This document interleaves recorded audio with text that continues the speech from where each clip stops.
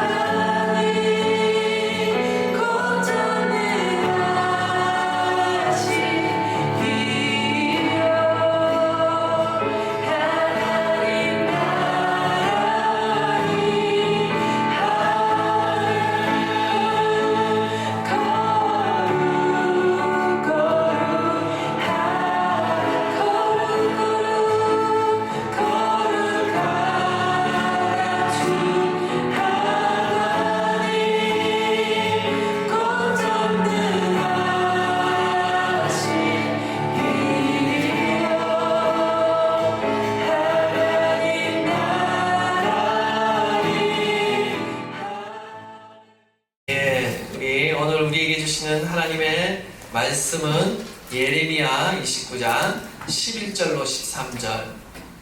예레미야 29장 11절로 13절 말씀입니다. 우리 짧으니까요, 다 함께 합독하도록 하겠습니다. 다 함께 봉독하도록 하겠습니다.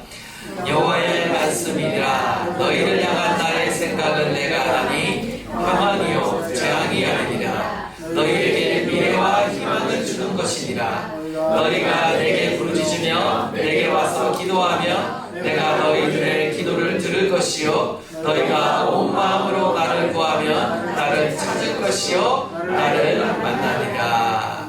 아멘.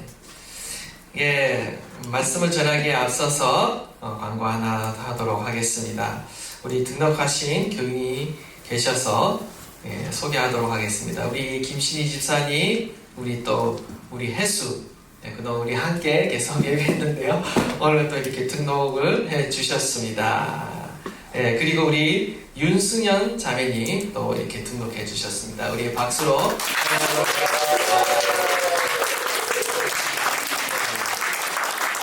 그리고 또 오늘 또 먼 미국에서 오늘 방문한 또 형제님이 계십니다. 우리 김영민 형제님인데요. 우리 김경태 집사님, 박은경 집사님 첫째 아들입니다. 오늘 방문해 주셨는데 박수 많이 부탁드리겠습니다.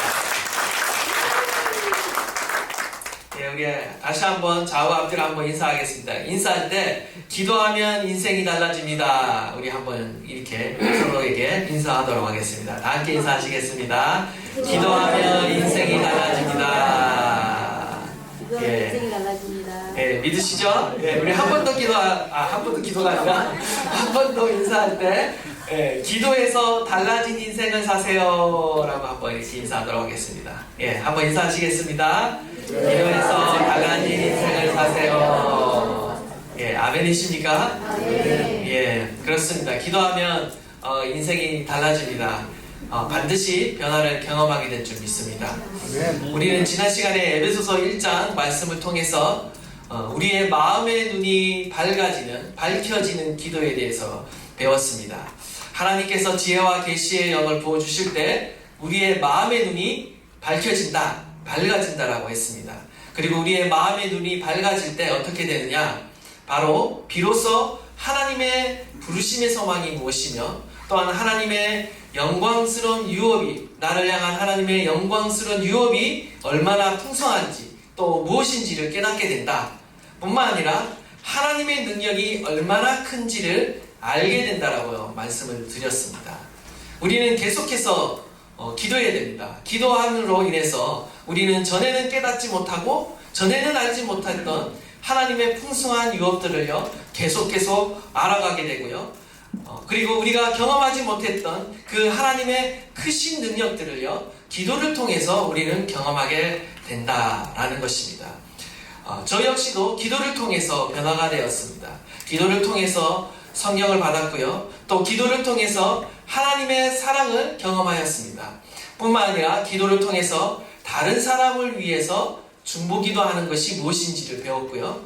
결국 이 중보기도를 통해서 정말 형제를 사랑하고 내 이웃을 사랑하고 사람을 사랑하는 법을 깨닫게 되었습니다. 기도하기 전에는요 그냥 누군가를 사랑한다라는 것이요 그냥 입술에서만 나오는 이야기였지만 그 누군가를 기도할 때 내 마음 안에서 진정한 다른 사람을 향한 이타적인 사랑의 마음이 흘러나온다는 것을 경험하게 되었습니다. 우리가 하나님을 사랑하고 이웃을 사랑하기 위해서는요 반드시 기도해야 됩니다. 저와 여러분이 기도할 때 하나님의 사랑을 경험하게 되고 또 다른 이웃을 향한 사랑을 경험하게 되는 줄 믿습니다. 이처럼 기도는요 우리 안에 내적인 변화를 일으키고요 또 하나님이 주시는 그 축복을 경험하게 됩니다. 기도하면 인생이 달라집니다. 기도하면 변화가 일어난다는 거죠. 기도는요 제 삶 안에 형식적이고 무의미하던 그 신앙생활을요 주님을 향한 열망으로 변화시켰습니다. 기도하기 전의 신앙생활은 저는 정말 비포 애프터가 분명했습니다. 형식적인 신앙과 실제적으로 하나님을 열망하고 갈망하며 열정적으로 주님을 사랑하게 된 그 시점이 기도의 생활을 작정하고 기도하기 시작했을 때부터 그 하나님을 점점 알아가기 시작했고 살아계신 하나님을 경험하기 시작했다. 저는 여러분의 삶 안에도 동일한 경험이 있는 줄 믿습니다. 그리고 아직 주님을 더 이렇게 적극적으로 만나지 못하고 경험하지 못한 분이 계시다면, 살아계신 하나님을 경험하기를 원하신다면 반드시 기도의 생활을 시작하시기를 권면드립니다. 복음서에 나오는 무력한 제자들과 사도행전에 나오는 능력 있는 제자들의 차이는 무엇인가? 바로 기도에 있다라는 것입니다. 마가복음 9장을 보면요, 제자들에게 어떤 한 아버지가 찾아옵니다. 그리고 말 못하고 이렇게 귀신이 들려서 말을 못하는 그 병이 걸린 그 아들을 고쳐달라고 이렇게 요청을 하죠. 그런데 어떻습니까? 제자들이 이 말 못하게 만드는 그 귀신을 쫓아내지 못하는 거죠. 결국 제자들이 귀신을 내어쫓지 못하자 사람들이 모여들기 시작하고 막 서기관과 논쟁이 벌어지고 막 이렇게 다툼이 그 안에 분쟁이 일어납니다. 이때 예수님께서 나타나셔서 단 한마디로 이 귀신을 내어쫓습니다. 나중에 제자들이 묻죠. 어찌하여 우리들은 능히 이 귀신을 쫓아내지 못했습니까? 예수님의 답변이 무엇입니까? 그것은 바로 마가복음 9장 29절에 나오는데, 이르시되 기도 외에 다른 것으로는 이런 종류가 나갈 수 없느니라. 믿으십니까, 여러분? 우리 한번 따라해 보도록 하겠습니다. 기도 외에는 다른 것으로는 이런 종류가 나갈 수 없느니라.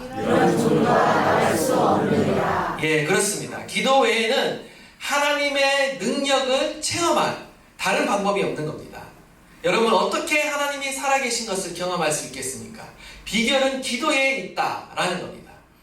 그리스도인 중에요, 하나님을 경험하면서 살아가는 사람이 있고요, 하나님이 있다는 사실을 막연히 알고 있지만, 지적으로 인정을 하지만 경험하지 못하고 살아가는 그러한 그리스도인들도 있습니다. 이 둘의 차이는 기도의 비결을 발견했는가, 아니면 기도의 비결을 아직 발견하지 못했는가, 그 차이에 있다라는 것입니다. 저는 원하기로 저와 여러분이요, 이 기도의 비결을 발견하셔서 여러분의 삶 안에 하나님이 주시는 그 진정한 변화를 경험할 수 있기를 간절히 바랍니다. 여러분이 뜻을 정하고 작정하여 기도를 시작하면요, 여러분의 삶 안에 정말 성경 속에 나타난 수많은 믿음의 선배들, 믿음의 위인들이 경험한 그 경험을 여러분도 하게 될 것입니다. 아브라함의 하나님, 이삭의 하나님, 다윗의 하나님이 이제는 나의 하나님이다 라고 고백할 수 있게 된다는 것입니다. 이제 여러분, 이제 그 믿음의 바톤, 기도의 바톤이 이제 여러분에게 이제 딱 이렇게 전해진 겁니다. 이제 여러분이 기도와 씨름하시면서 나의 하나님을 경험해야 된다는 거죠. 그러면 우리가 기도할 때 어떤 변화들을 경험할 수 있는가, 어떤 변화들이 일어나는가, 수만 가지가 있겠지만 저는 오늘 4가지 정도 살펴보고자 합니다. 그 첫 번째가 뭐냐면, 기도하면 환경을 변화시켜 주신다라는 것입니다. 우리 역대하 14장 6절과 7절 말씀, 우리 한번 다 함께 한 목소리로 한번 봉독하도록 하겠습니다. 시작.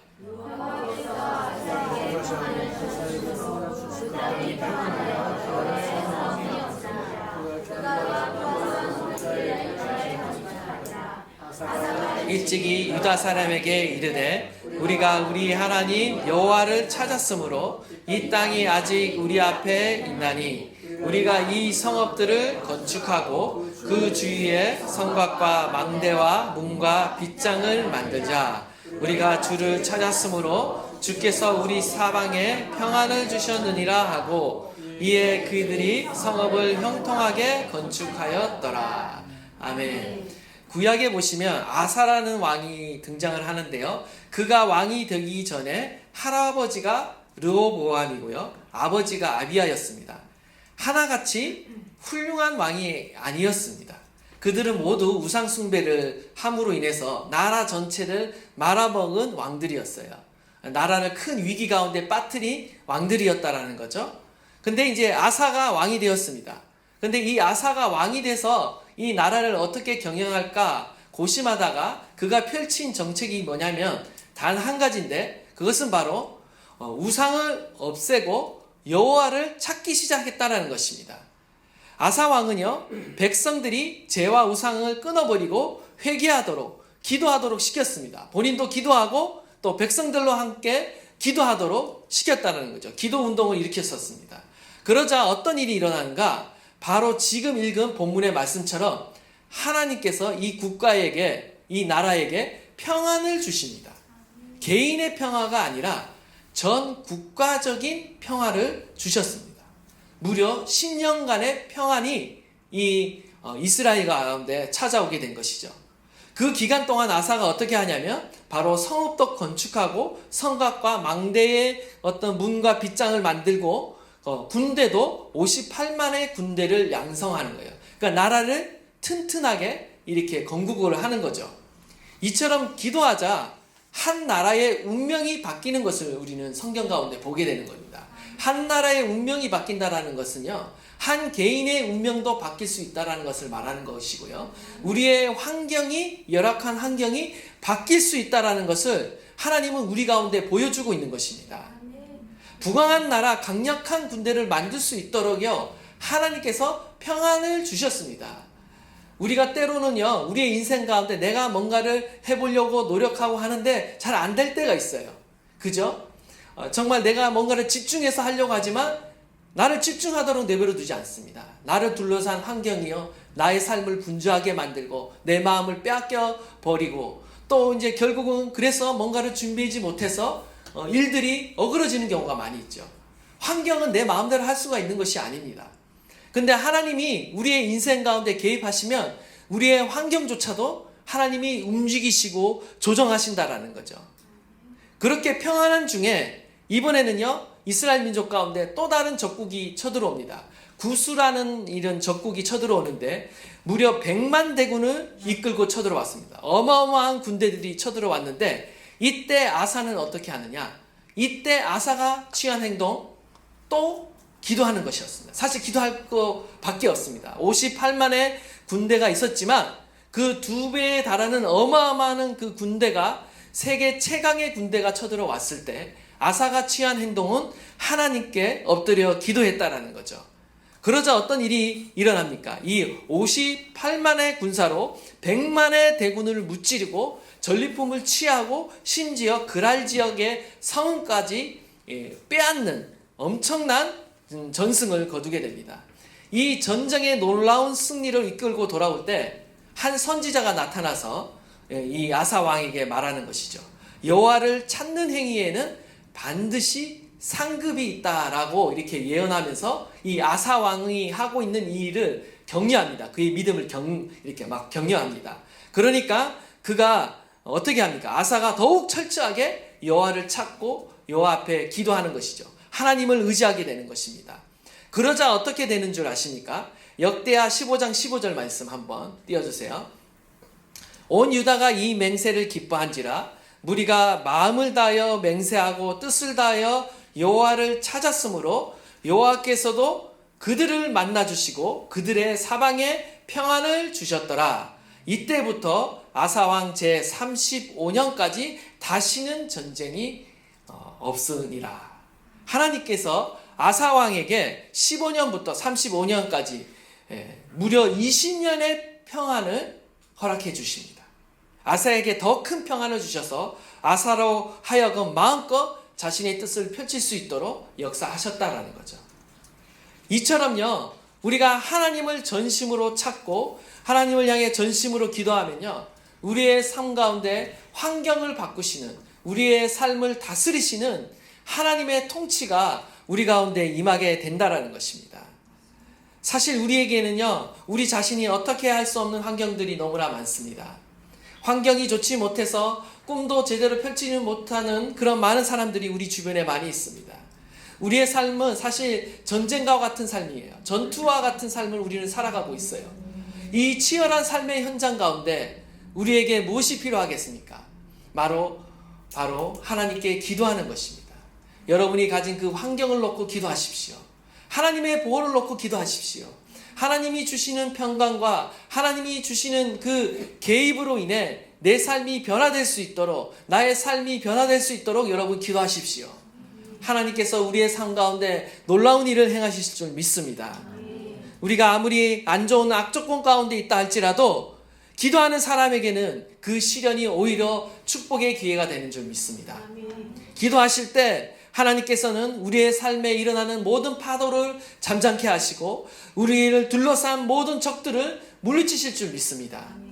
출애굽기 14장 13절로 14절 말씀입니다. 우리 한번 다 함께 봉독하도록 하겠습니다. 시작.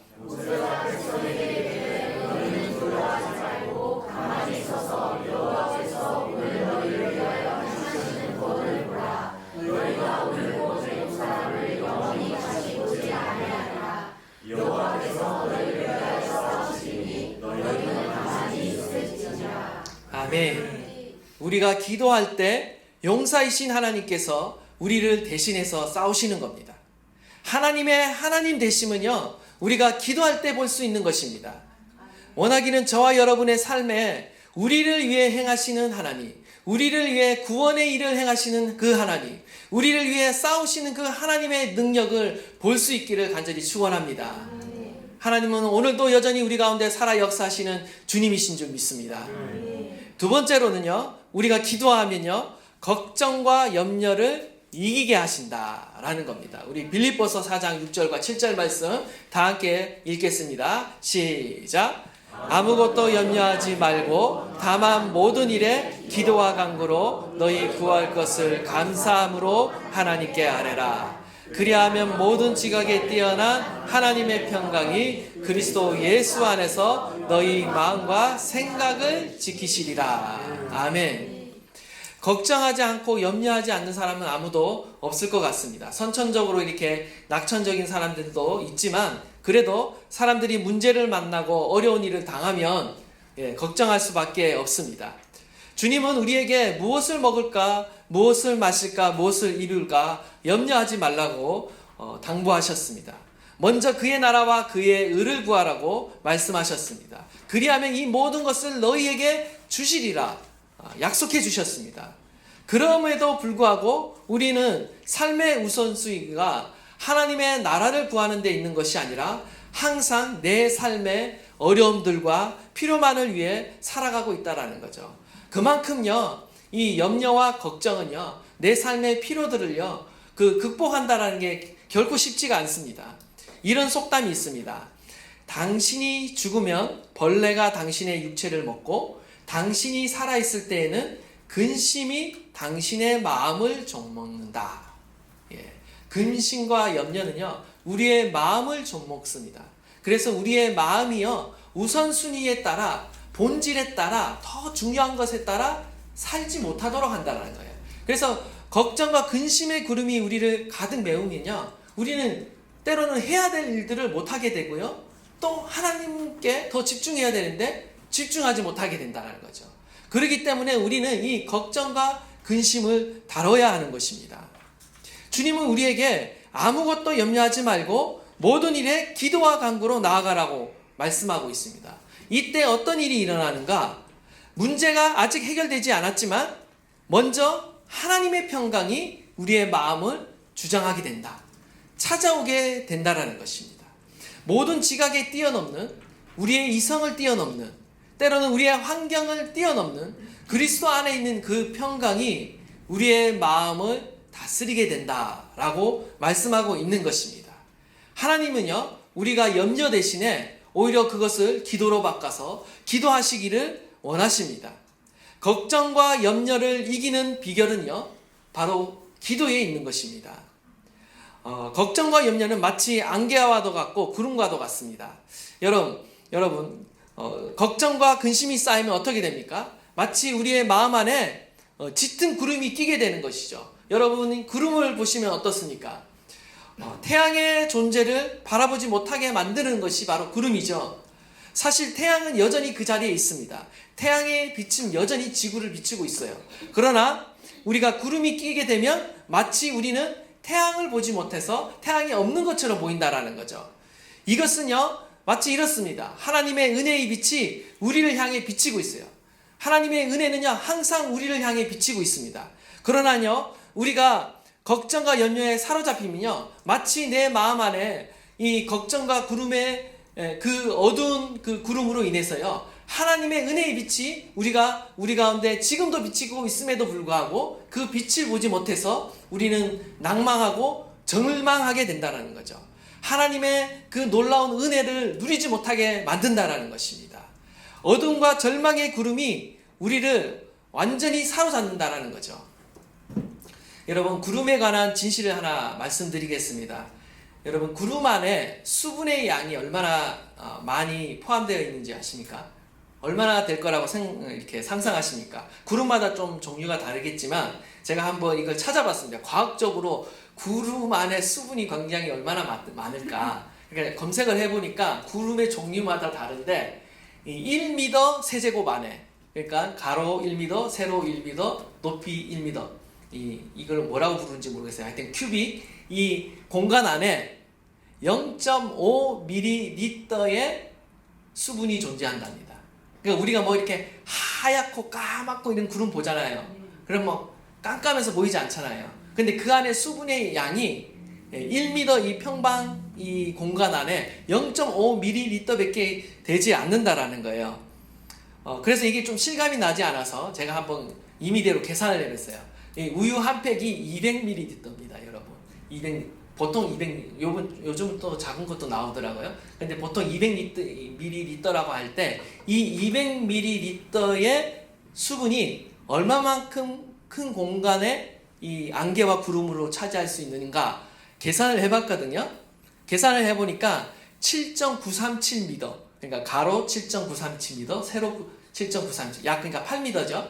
가로, 세로, 높이 8m. 좀 실감이 안 되시죠? 지금 이 공간이 20평이 좀 넘습니다.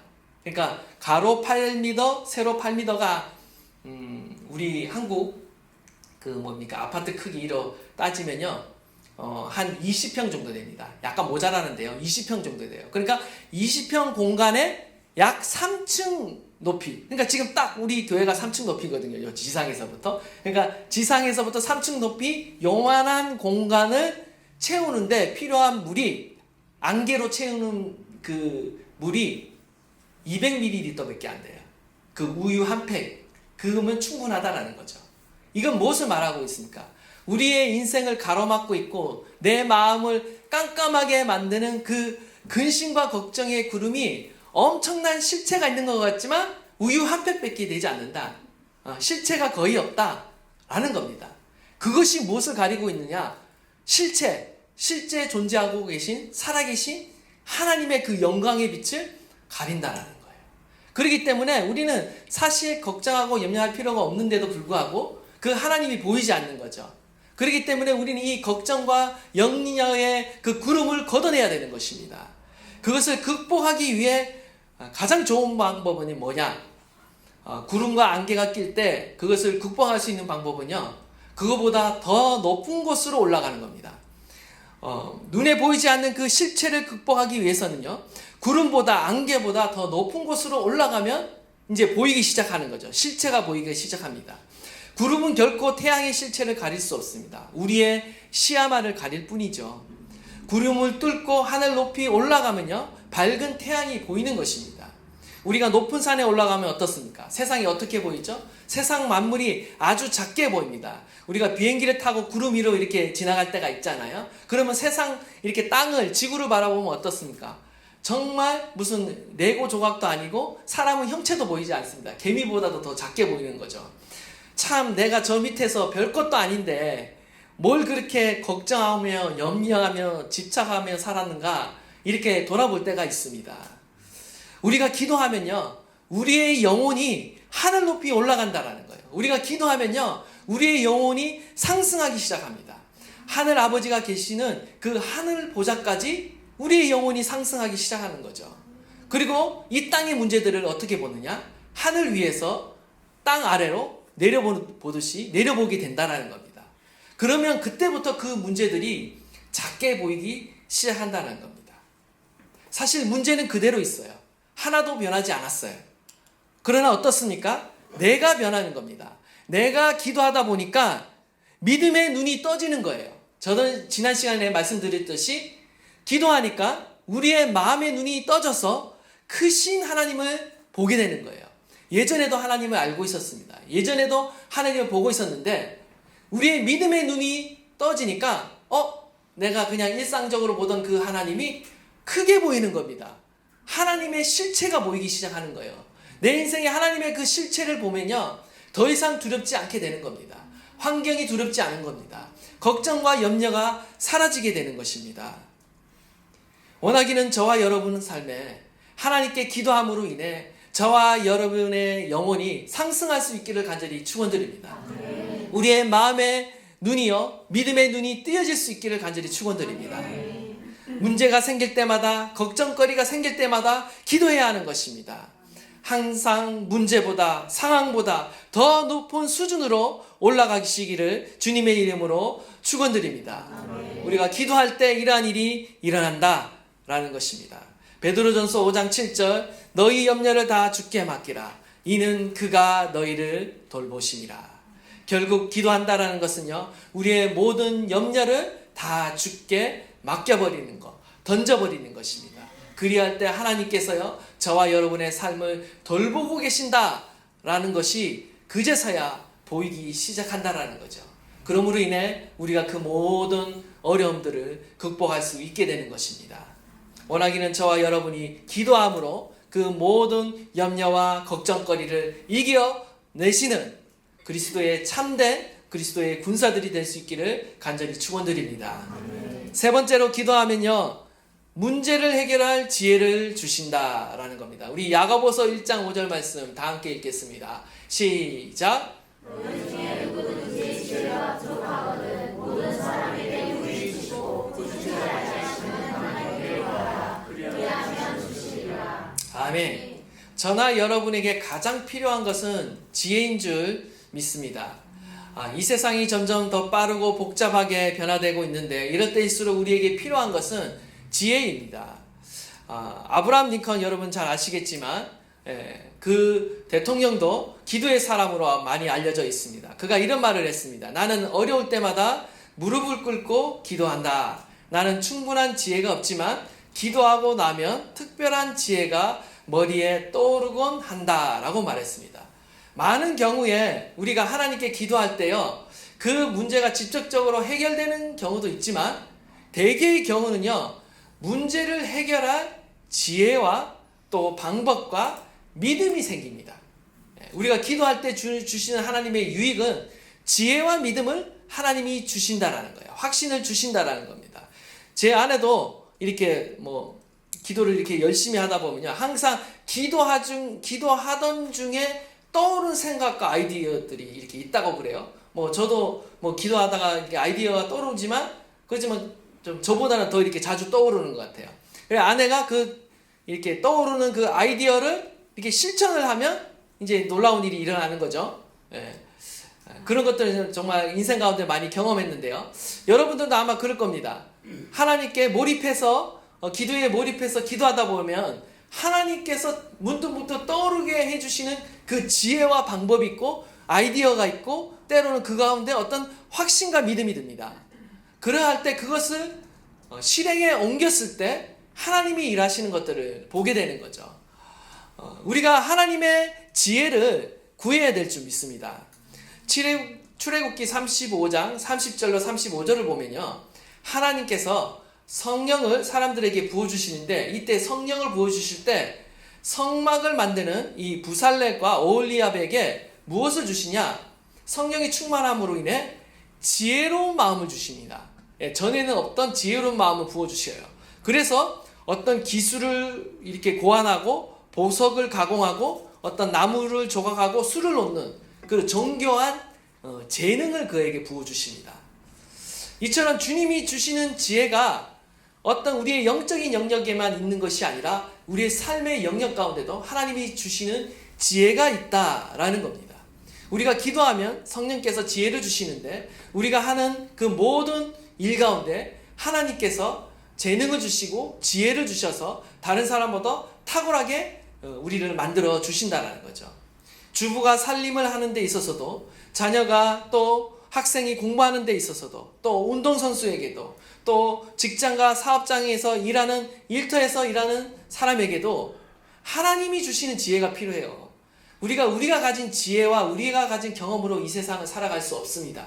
성경에 보는 많은 믿음의 사람들은요, 하나님이 주신 그 삶의 현장에서 하나님이 주시는 그 지혜로 세상 사람을 이기며 승리하는 모습을 보게 됩니다.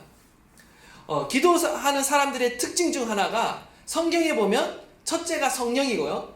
성령이 충만해지고 같이 등장하는 단어가 항상 있습니다. 지혜라는 단어예요.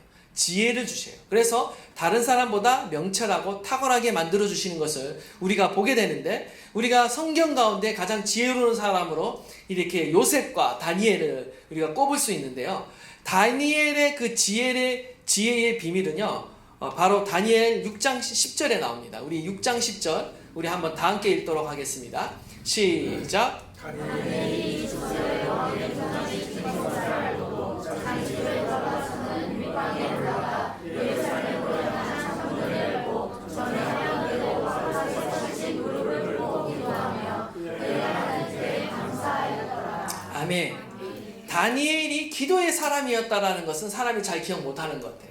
그냥 지혜가 있었다, 똑똑했다, 우리 그렇게 생각을 하죠. 그러나요, 이 다니엘이 다른 모든 이방 사람보다 탁월한 지혜와 능력을 가질 수 있었던 비결은요, 그가 늘 하루도 쉬지 않고 기도했습니다. 하루에 3번 정해놓고 기도했다라는 것입니다. 늘 하나님께 감사했고요. 당연히 그 기도 생활 가운데 무엇을 기도하겠습니까? 지금 이방 제국 안에서 어떻게 보면 정부 관료로서 왕이 몇 번 바뀌는 그 수차례의 위기 가운데도 그가 살아남을 수 있었던 것은요, 하나님께 기도했기 때문입니다. 하나님께 기도함으로 하나님이 주시는 지혜와 능력으로 그 모든 어려움과 위험을 극복했다라는 것을 우리는 잘 알 수 있는 것입니다.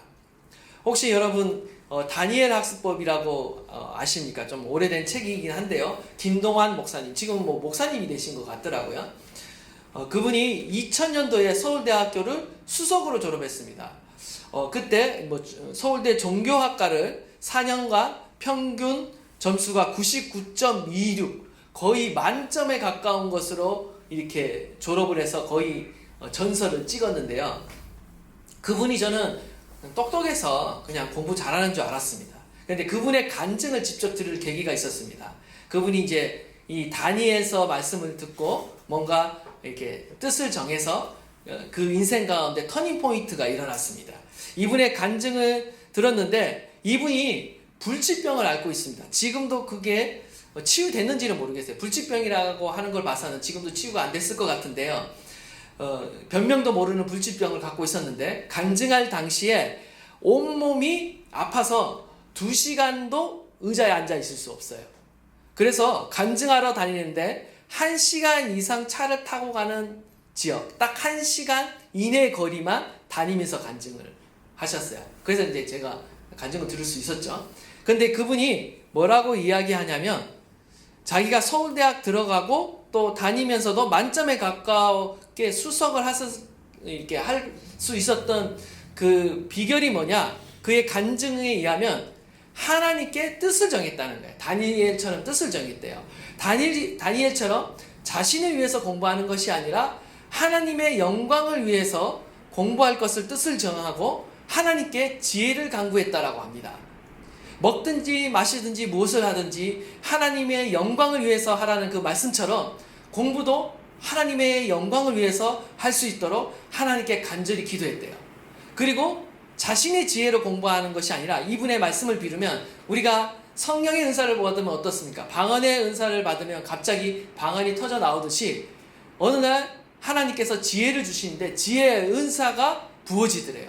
그러니까 마치 기도해서 하나님께로부터 지혜를 다운로드 받아서 그 지혜로 공부하니까 자신의 머리를 공부하고 있는 것이 아니라 하나님으로 그 능력에 의해서 이렇게 공부가 되어지더래요.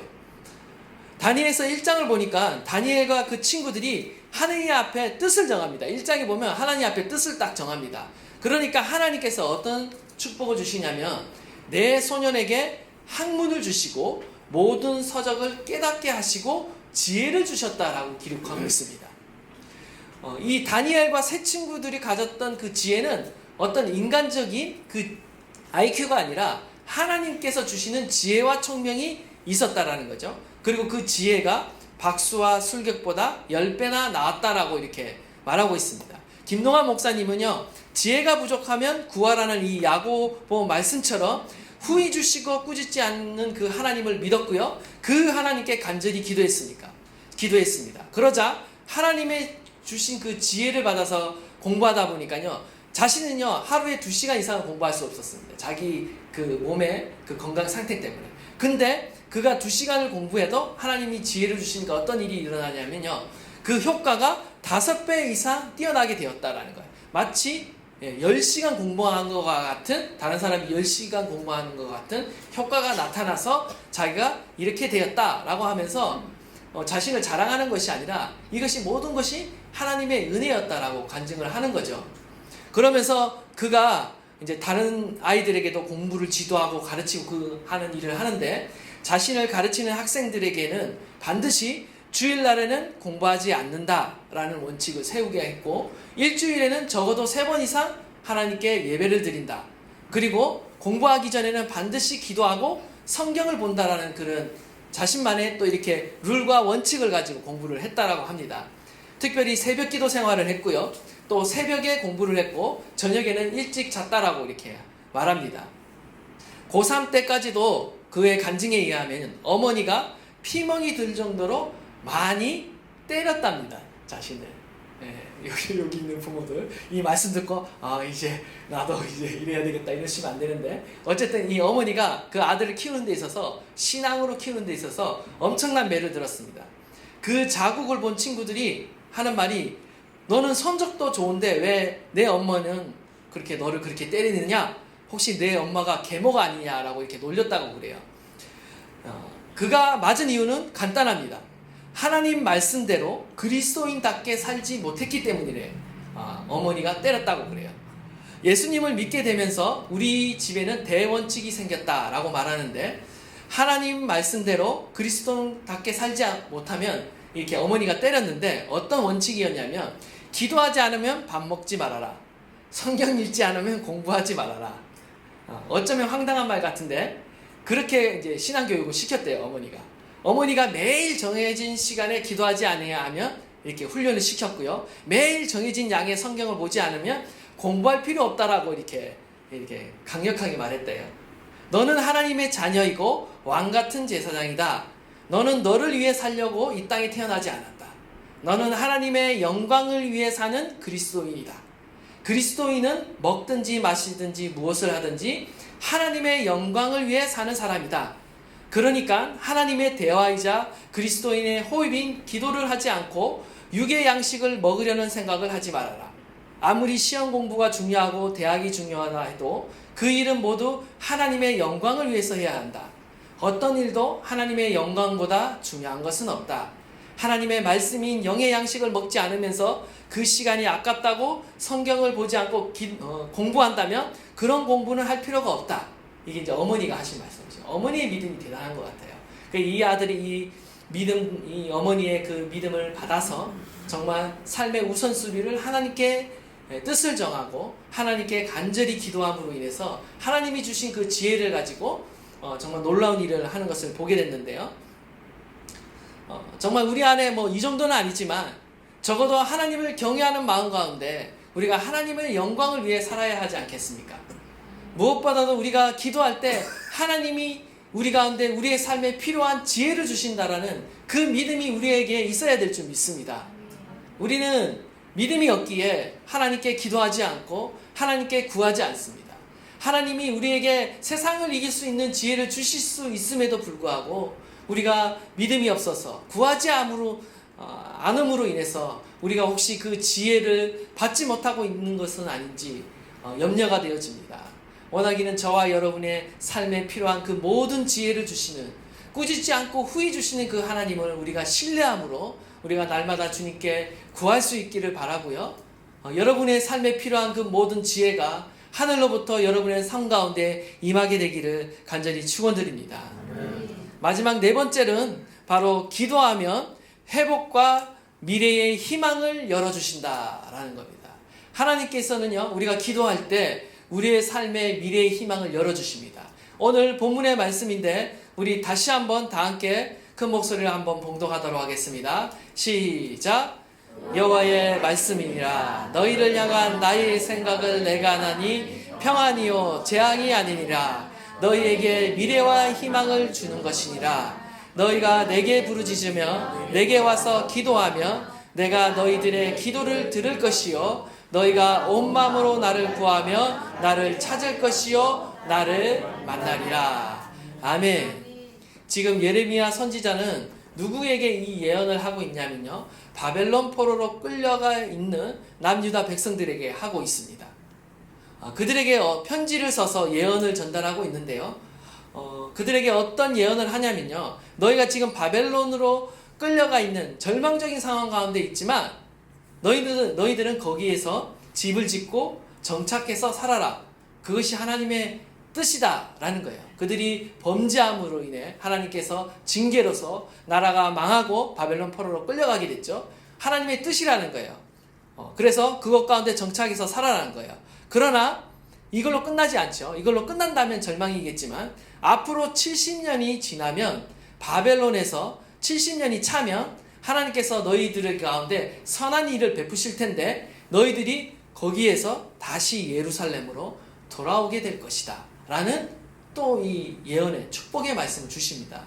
참 놀라운 것은요, 이스라엘 백성들이 불순종해서 죄악 가운데 우상 숭배 가운데 나라가 망해서 하나님의 징계를 받아가서 결국은 바벨론으로 끌려갔는데 이 하나님 아버지의 마음이 느껴지는 거죠.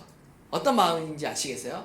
혹시 얘가 매를 때렸는데, 자녀의 매를 때렸는데 혹시 얘가 낙심하고 좌절하고 절망할까봐 지금 심판 중에 있는데 심판이 끝나지도 않은데 미리 회복의 말씀을 먼저 주고 계시는 거예요. 놀랍죠? 하나님의 회복의 말씀을 미리 주고 계시는 거예요. 낙심하지 말라고, 마음이 상할까봐, 실망할까봐, 완전히 믿음을 잃을까봐. 근데 하나님이 언제 회복을 주시느냐? 오늘 본문 말씀을 보면 너희를 향한 나의 생각을 안 하니 평안이요 재앙이 아니다. 미래와 희망을 주는 것이다 라고 말씀하시면서 내게 부르짖으며 내게 와서 기도하며 내가 너희의 기도를 들을 것이고 너희가 온 마음으로 나를 구하면 나를 찾을 것이고 나를 만나리라 라고 말씀하고 있습니다. 회복과 부흥은 언제 시작되느냐? 그들의 회복은 언제 시작되느냐? 바로 하나님께 온 마음으로 부르짖어 기도할 때 그 회복이 거기로부터 시작된다라는 겁니다. 미래와 희망은 어디에 있습니까? 바로 우리가 온 마음으로 하나님을 구하고 전심으로 하나님을 찾는 데 있는 것입니다. 그들이 70년이 되자 하나님의 이 약속을 기억하며 하나님을 전심으로 찾기 시작하는 거죠. 온 마음으로 다시 하나님을 기억하고 예전에 나의 신앙, 나의 믿음, 그 예루살렘에서 하나님께 예배하며 하나님의 그 영광을 누렸을 때를 다시 기억하며 소망하는 가운데 주님을 전심으로 찾기 시작하는 겁니다. 이 기도가 무르익었을 때 하나님께서는 이스라엘 백성들을 다시 회복시키시고 구원해 주시는 것입니다. 우리의 삶의 놀라운 회복과 부흥도 마찬가지입니다. 언제 우리의 삶에 놀라운 회복이 일어나며 우리의 미래의 희망이 열리게 되는가? 우리가 하나님을 전심으로 찾고 구할 때, 기도할 때 하나님은 우리를 만나주시고 우리의 미래가 열리게 되는 줄 믿습니다. 저와 여러분의 삶 안에 하나님이 예비하신 은혜가 있습니다. 복이 있습니다. 미래가 있습니다. 그게 어떻게 열리게 되고 어떻게 볼 수가 있는가? 우리가 전심으로 주님을 찾고 구할 때 그 은혜가 우리의 삶에 열린다라는 것입니다. 가장 중요한 것은요, 주님이 주시는 그 은혜와 복 중에 가장 중요한 것은요, 바로 하나님이 우리를 만나 주신다는 것입니다. 임마누엘의 하나님, 하나님이 우리와 함께 하시고 우리의 삶에 하나님의 인재가 회복된다는 거죠. 우리 인간은요, 근본적으로 하나님을 찾으며 살 수밖에 없는 존재입니다. 인간이 하나님의 형상으로 지음받았기 때문에 하나님의 형상인 인간은 근본적으로 하나님을 갈망할 수밖에 없는 것입니다. 그래서 인간들이 하나님을 갈망한 결과 수많은 다양한 종교들을 만든 것이죠.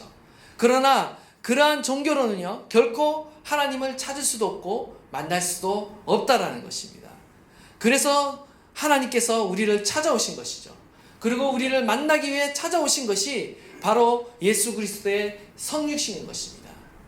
여러분, 이제 얼마 남지 않았습니다. 이제 성탄절이 얼마 남지 않았는데, 이 성탄절은요 정말 놀라운 사건입니다. 우리가 아무리 찾아도 찾을 수 없는 그 하나님께서 우리를 찾아오신 사건이 바로 성탄의 사건이라는 거죠. 우리에게 주신 가장 큰 복은요, 주님이 우리를 찾아오셨습니다. 그리고 우리의 삶에 하나님의 임재를 회복시켜 주셨습니다. 그리고 하나님께서 우리의 삶을 다스린다는 거예요. 그리고 우리의 삶에 하나님의 뜻이 이루어진다는 겁니다. 이 놀라운 은혜를 저와 여러분 가운데 허락해 주신 줄 믿습니다. 우리가 기도할 때 가장 큰 복은 무엇이냐?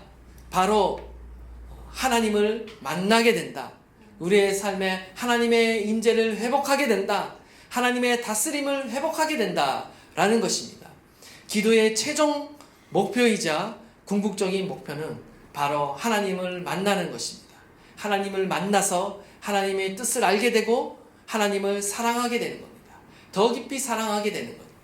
이러한 일들이 저와 여러분의 삶 안에 이루어지기를 간절히 축원드립니다.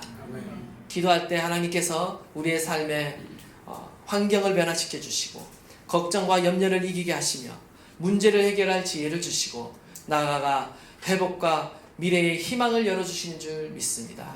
이 하나님과 동행하는 우리 마지막 2023년 12월 달이 될 수 있기를 바라고요. 한 해를 잘 마무리할 수 있기를 간절히 축원드립니다.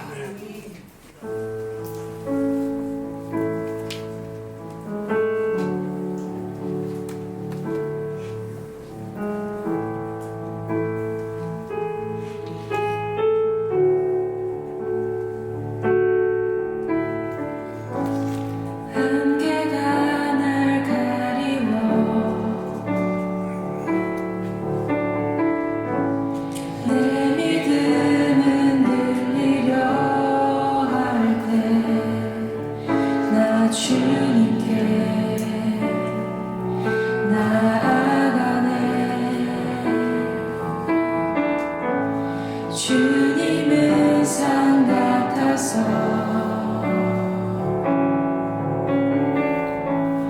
여전히 그 자리에 계셔 눈을 들면 보이리라 날 위한 그 사랑 주는 나의 도움이시며 주에게 영원하시네 주의 위엄 앞에 믿음으로 순종해 예배드리리 주님께서 나를 이끄시며 주가 항상 함께 하시네 주의 사랑 안에 믿음으로 순종해 예배드리리 영원히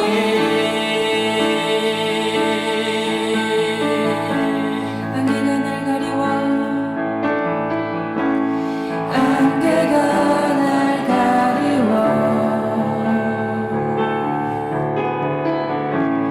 내 믿음은 들리려 할 때 나 주님께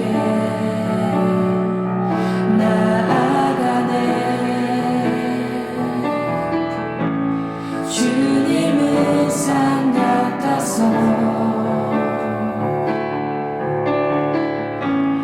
여전히 그 자리에 계셔 눈을 들면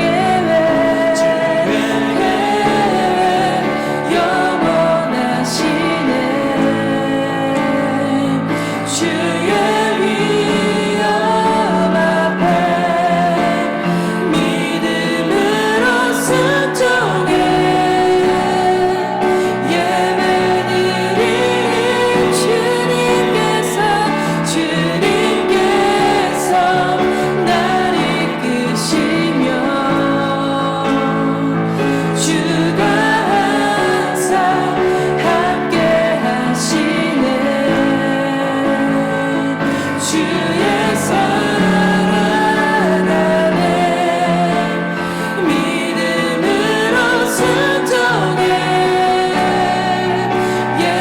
예배드리리 주는 나의 도움이시며 주는 나의 도움이시며 주의 계획 영원하십니다.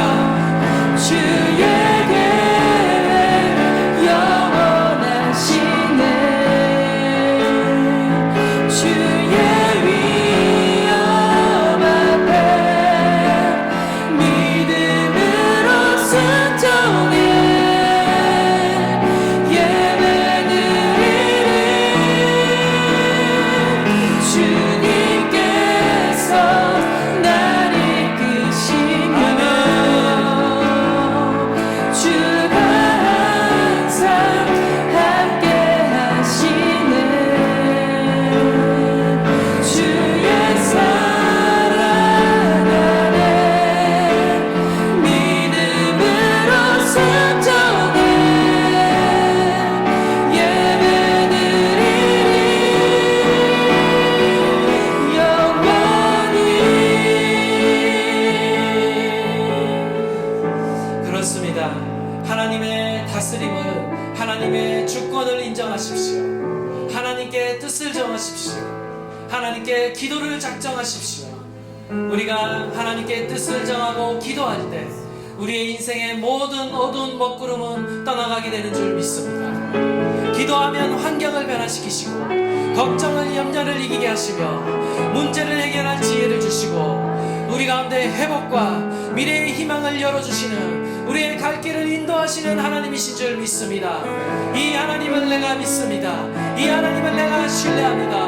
오늘도 이 하나님께 내가 지혜를 간구하며 하나님의 인도하심을 간구하며 하나님의 능력을 간구합니다.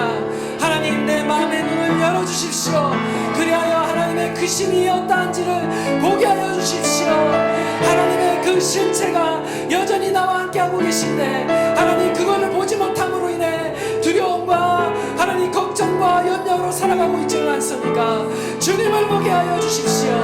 하나님의 하나님됨을 보게 하여